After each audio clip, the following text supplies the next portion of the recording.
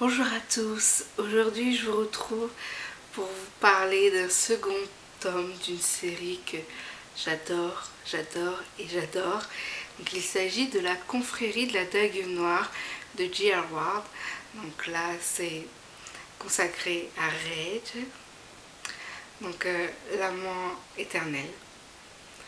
Alors il faut savoir que le tome 1 j'avais complètement adoré, c'était vraiment une très belle découverte et c'est vraiment cette lecture qui m'a un peu fait comprendre que j'adore la beat lit. Et ce second tome c'est juste waouh. Voilà, j'ai tendance depuis que j'ai terminé la lecture à penser que en fait le deuxième tome est meilleur que le premier, mais ça je pense que c'est dû aux personnalités des guerriers. Rage est un peu plus brute, un peu plus passionné, plus, je sais pas, un peu plus fougueux en fait que Color, et du coup j'ai eu une impression de supériorité au niveau de la qualité. Alors je dois dire que tout ce que j'ai adoré dans le tome 1, j'ai retrouvé la même chose dans le tome 2. J'aime énormément ce que l'auteur nous offre pour ses lecteurs.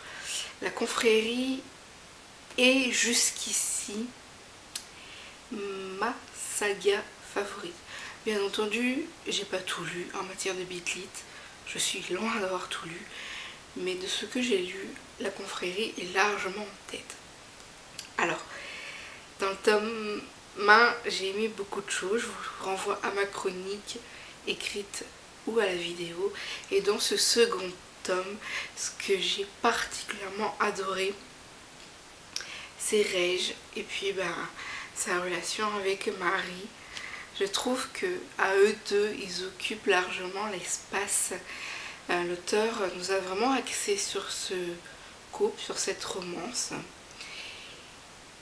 Et même si ça peut paraître beaucoup, et on s'ennuie pas une seule seconde. J'ai pas vu le temps passer, et pourtant c'est quand même une belle briquette, hein. J'ai adoré. Alors on est toujours avec les éradiqueurs qui sont opposés aux guerriers, mais j'ai trouvé que c'était vraiment très secondaire.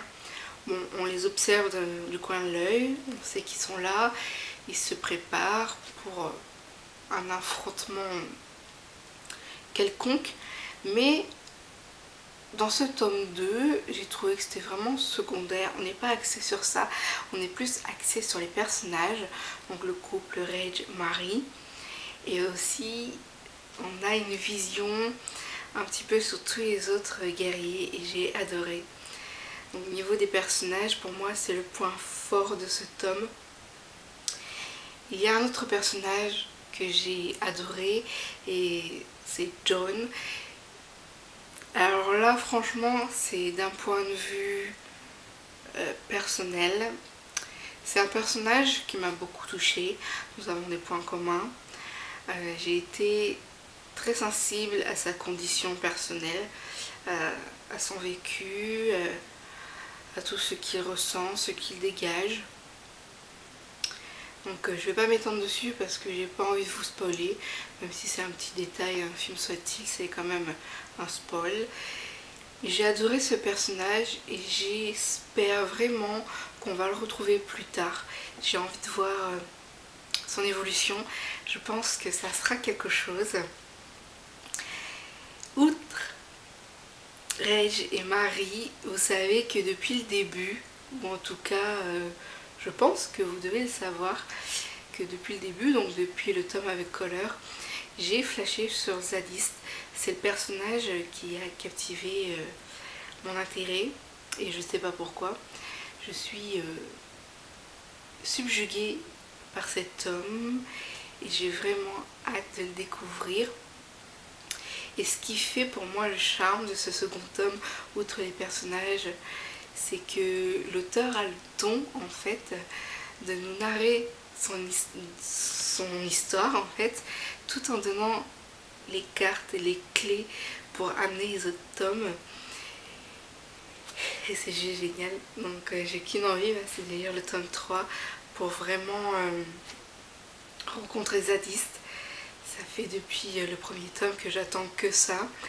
Et là je suis proche et j'ai vraiment hâte.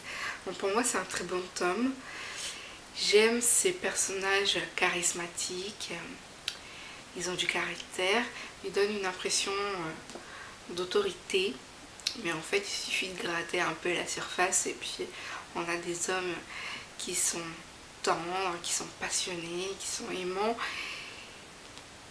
Et voilà, Reg m'a vendu du rêve et c'est un peu ce que je recherche en lisant La Confrérie. Donc j'adore.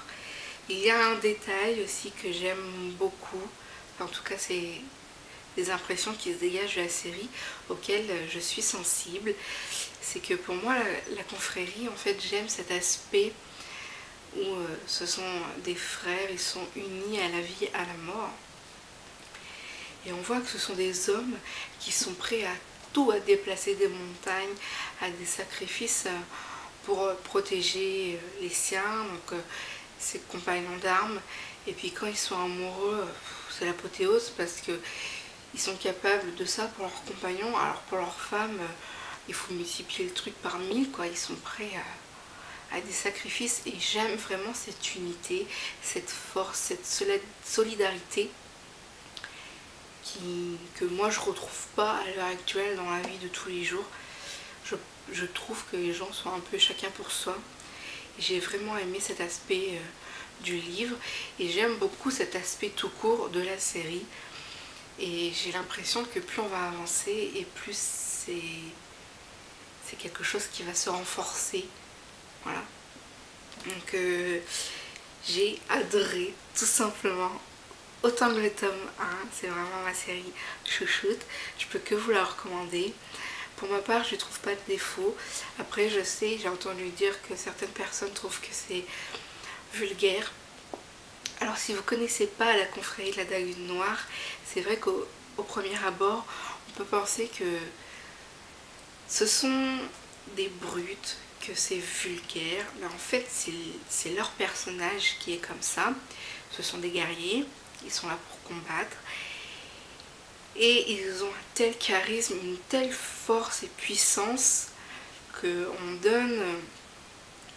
a l'impression en fait que c'est vulgaire et obscène et tout ce que vous voulez, mais en fait il faut aller au-delà de ça. Donc c'est vrai qu'il ne faut pas se focaliser sur les 10, 20, 30 premières pages, il faut vraiment aller bien au-delà, bien rentrer dans l'histoire pour en fait dépasser les apparences. Et après je peux vous dire que si cette série est faite pour vous, passez allez, le tiers, vous allez commencer à accrocher.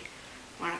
Donc moi pour le tome 1 c'est ce qui s'est passé, il m'a fallu le tiers pour vraiment accrocher, rentrer dedans.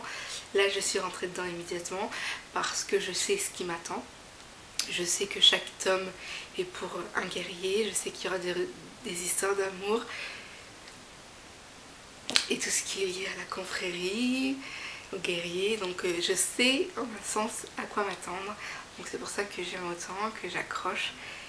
Et voilà, donc franchement, si vous aimez mes chroniques, si vous aimez mon univers et que vous fiez à mon avis, moi je peux que vous recommander La Confrérie. Après je sais que ça plaît ou ça plaît pas. En fait c'est voilà, c'est soit ça passe soit ça casse. Bon, pour ma part j'ai adoré, donc vraiment point fort les personnages et vraiment hâte d'enchaîner avec la suite pour savoir ce que me réserve Zadiste. Voilà, c'est mon coup de cœur depuis le commencement de la série. Et je dois dire que la fin du tome 2, voilà, on en sait un peu plus, on a commencé à avoir des pistes sur ce troisième guerrier. Et j'ai vraiment hâte d'avoir la suite. Donc voilà. Donc et ben, je vous souhaite un bon week-end à tous. N'hésitez pas à aller voir ma chronique. Franchement mes chroniques sont beaucoup plus ordonnées que mes vidéos parce que j'ai le temps de poser un peu mes idées, mes mots.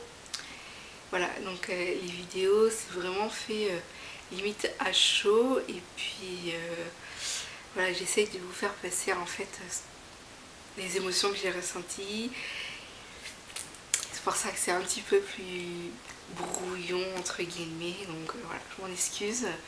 Donc que vous dire, la confrérie de la Dague Noire.